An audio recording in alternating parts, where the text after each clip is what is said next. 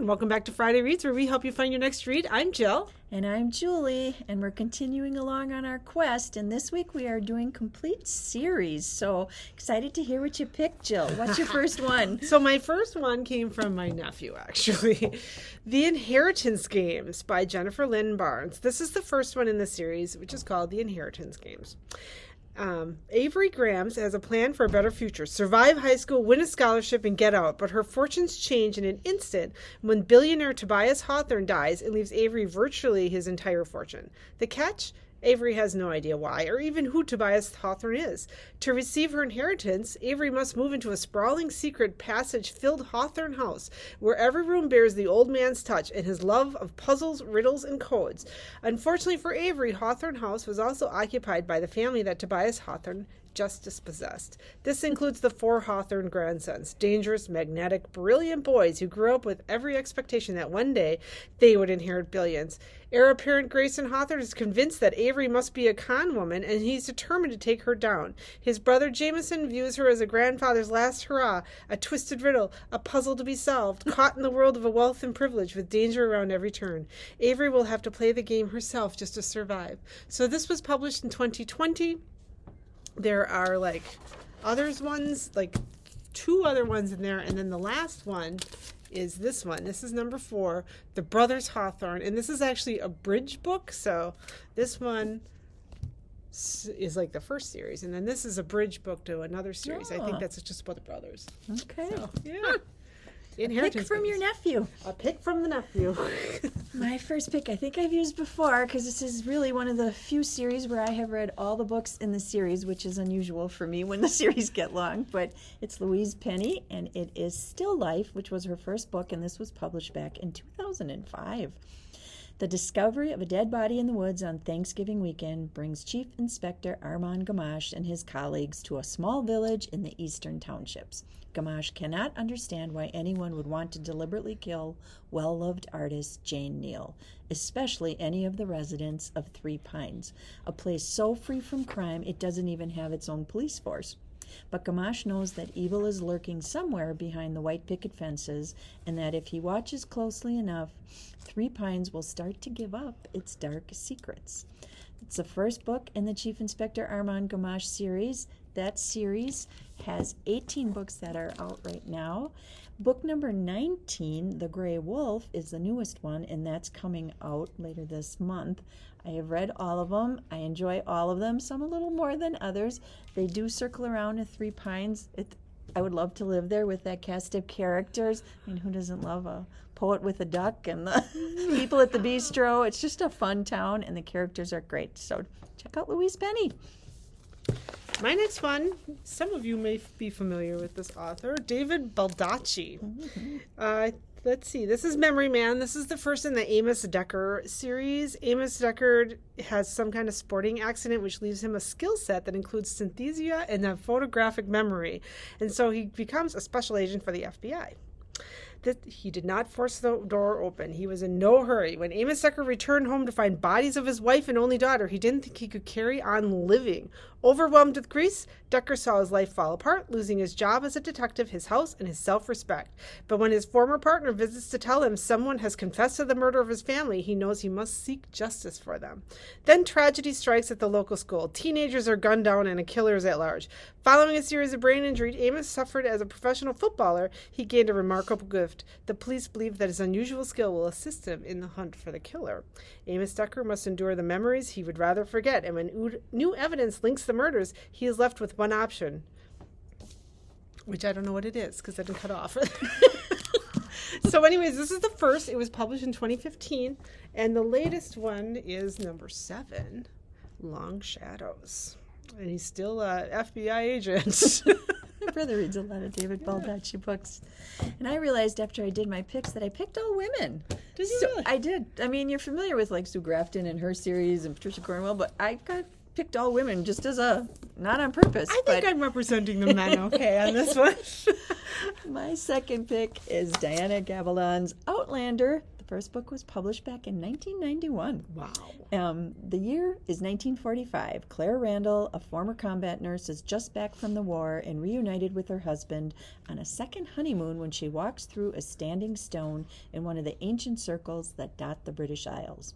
Suddenly, she is an outlander in a Scotland, torn by war and raiding border clans in the year of our Lord, 1743. Hurled back in time by forces she can't understand, Claire is catapulted into the intrigues of lairds and spies that may threaten her life and shatter her heart. For here, James Fraser, a gallant young Scots warrior, shows her a love so absolute that Claire becomes a woman torn between fidelity and desire, and between two vastly different men in two irreconcilable lives. It's the first book in the Outlander series. It continues with Dragonfly and Amber, and then the book number 9 is Go Tell the Bees That I Am Gone. So I know there's a lot of Outlander fans at our library, and that's totally on my list, but their books are so heavy. They are. They're a commitment. I have not tackled that series.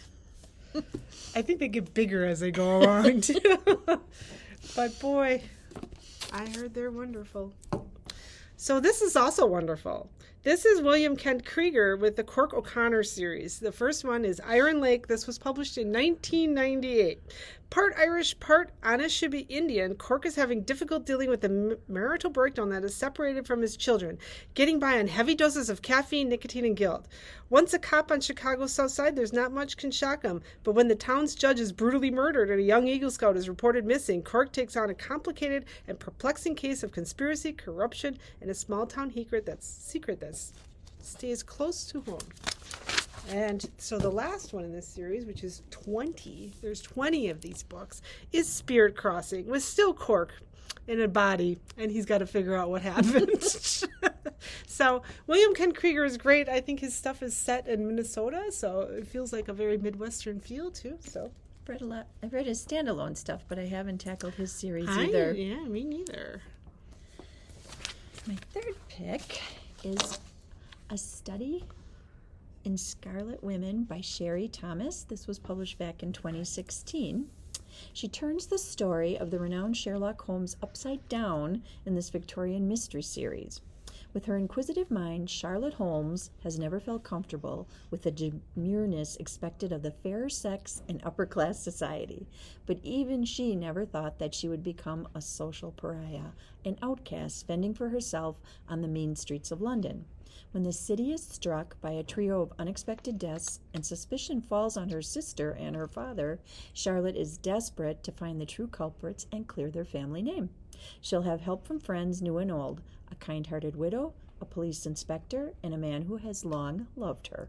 But in the end, it'll be up to Charlotte, under the assumed name Sherlock Holmes, to challenge society's expectations and match wits against an unseen mastermind.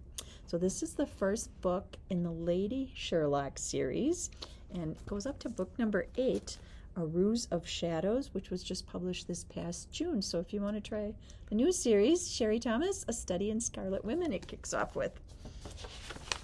And that was a new series to me.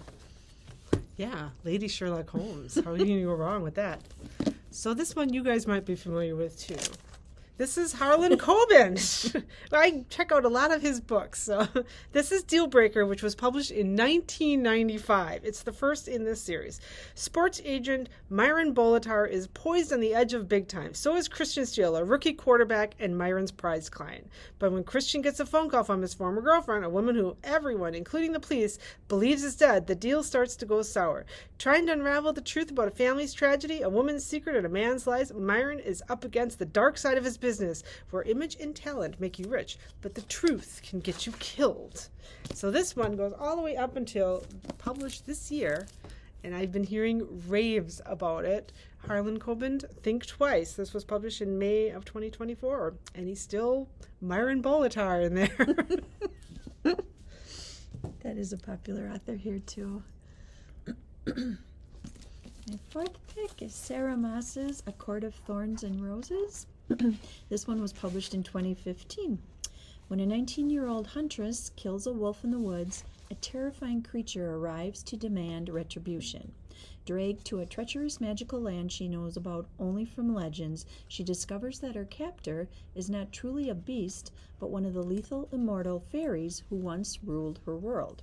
The series continues on with a court of mist and fury, and she has undergone more trials than one human woman can carry in her heart. Though she's now been granted the powers and lifespan of the High Fae, she is haunted by her time under the mountain and the terrible deeds she performed to save the lives of Tamlin and his people. So she's got nightmares consuming her as she's approaching her marriage. So this is a popular series also at our library. It's a 5-book series.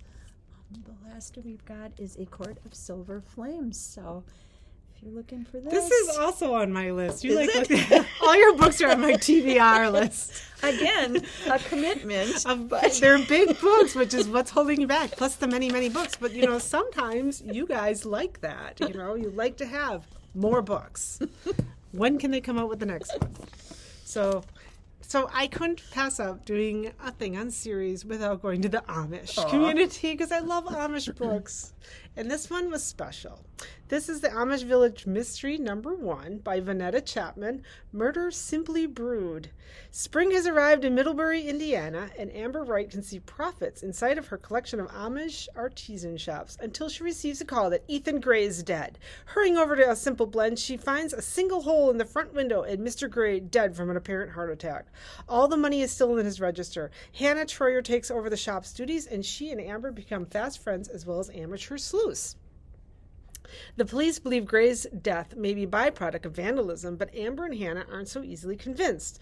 Old Testament clues that don't add up, a neighbor who is pulled in the midst of the investigation, a town with secrets to hide, and blossoming romance all will combine to push Amber and Hannah into unfamiliar roles in order to solve a mystery and bring peace to the Amish community. I felt like this was an unusual series because most of the Amish stories that I see do not involve murder. So this is the last one. There's only 3 in this series, unfortunately, but murder freshly baked. And I don't think, not to be missed, if you like Amish literature.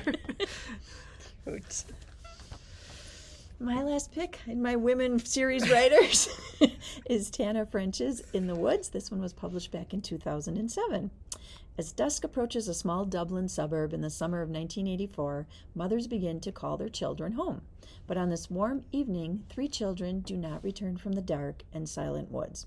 When the police arrive, they find only one of the children. He's gripping a tree trunk in terror, wearing blood-filled sneakers, and unable to recall a single detail of the previous hours. 20 years later, the found boy, Rob Ryan, is a detective on the Dublin Murder Squad and keeps his past a secret. But when a 12-year-old girl is found murdered in the same woods, he and Detective Cassie Maddox, his partner and his closest friend, find themselves investigating a case chillingly similar to the previous unsolved mystery.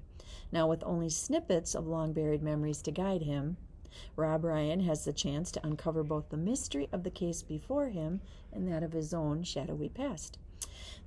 I read this book, loved it. Would like to read more of the series. I haven't read a lot of the series. It's a psychological suspense series. It's got 6 books in the series. And the recent one was The Trespasser. So if you're interested in the Dublin Murder Squad, I always like books that take place in Ireland. And it's kind of creepy and moody for Halloween. So we hope if you are one of these people that love to read a series and have lots of books, that we give you some ideas of some series you can try. Yeah, discover a new author and jump in and see what you like. Thanks for watching our videos. You can find us on the Facebook page, the Kimberly Public Library website, and our YouTube channel. And until next time, happy fall and thanks for watching. Bye.